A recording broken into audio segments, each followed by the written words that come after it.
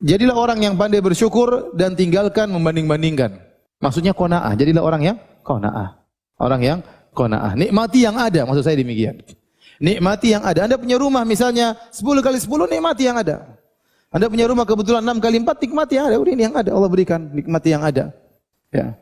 Jangan suka banding-bandingkan. Kalau kita banding-bandingkan, kita tidak akan pernah bahagia. Dalam hal apapun, kita bandingkan diri kita dengan orang lain, kita enggak pernah bahagia. Bandingkan dengan orang lain. Ibu-ibu misalnya duduk, dia sudah cantik padahal. Tahu-tahu lihat ada ibu-ibu yang lebih kurus, lebih cantik, lebih anggun, langsung sedih dia. Kenapa? Dia bandingkan dirinya dengan orang tersebut. Ya ngapain nanti bandingkan sama orang lebih cantik? Ngapain? Jadi jangan banding-bandingkan, sudah bandingkan, bikin sedih hati ya. Nikmati yang ada. Anda punya rumah seperti itu, Anda punya anak-anak begini, punya suami, nikmati yang ada sambil mengadakan perbaikan ya.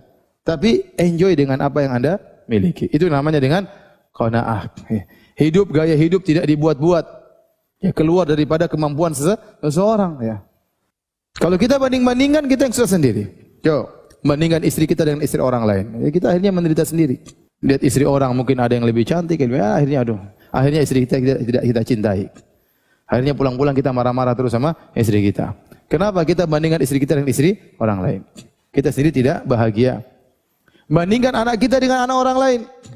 Anak orang yang lebih banyak hafal Qur'annya, anak orang lebih berhasil, anak kita kemampuannya segitu. Terus kita harus paksakan dia seperti anak orang lain. Jangan, antum sendiri sudah Allah kasih rezeki kita seperti ini. Sekarang anak kita yang kita paksa, yang kita marah-marah, yang kita omel-omelin ya. Padahal kita tahu kemampuannya terbatas. Kita dulu kecil aja malas baca Quran, sekarang anak-anak disuruh hafal Quran. Ente aja bahlul mau. Maksud saya kita semangati anak-anak, tapi jangan bandingkan akhirnya dia harus seperti si fulan. Ya susah. Seorang misalnya harus seperti adik kita si fulan yang hafal Quran. Loh, kita bapaknya enggak seperti bapaknya dia. Mau anak kita seperti anak dia, gimana? Ya. Jadi jangan banding-bandingkan. Banding-bandingkan itu bikin susah hidup aja. Ya. Nikmati yang ada, enjoy yang ada. Ada kurang baik, kita perbaiki.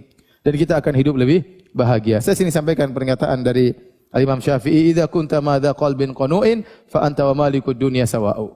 Kalau kau memiliki hati yang qanaah, sungguhnya kau dan raja sama saja. Ya, sama saja. Kita ini sebenarnya kebahagiaan itu benar ya, kebahagiaan dari Allah Subhanahu wa taala benar. Tapi ada kita bisa berusaha dengan menyeting hati kita, dengan menyeting hati kita bahagia atau tidak, nyeting hati kita. Terkadang dua orang menghadapi permasalahan, permasalahannya sama. Yang satu ngamuk-ngamuk, yang satu tenang aja. Permasalahannya sama.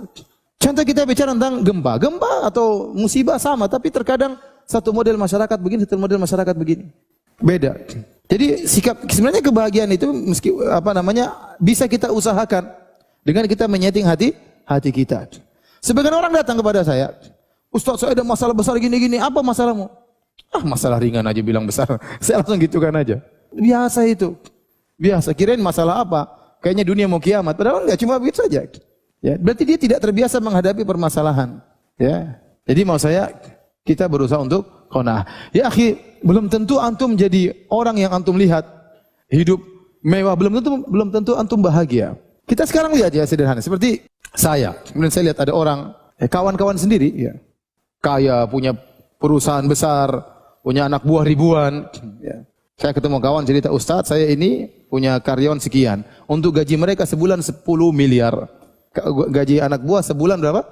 10 miliar." Ya. Saya bayangkan kalau saya jadi dia, ya. Apalagi pas gajian pikiran enggak pusing. Ya. Apalagi THR. Sebentar lagi lebaran. Orang semua bahagia lebaran. Ingin beli ini, dia pusing. Aduh. Coba bayangkan, antum kira semua orang kaya kemudian apa? Hidup bahagia? Belum tentu. Jadi masalah bahagia, orang kaya boleh bahagia, orang miskin juga boleh bahagia. Tergantung kita menyeting hati kita. Bahkan sebanyak orang kaya tidak menikmati kehidupannya. Dia kerja kejar dunia, pagi siang malam. Kapan dia punya waktu untuk menikmati dunia? Sedikit. Setelah dia kumpulkan uang miliaran, cuma seminggu mungkin berapa menit, berapa jam, dia enjoy. Setelah itu dia kerja lagi keras.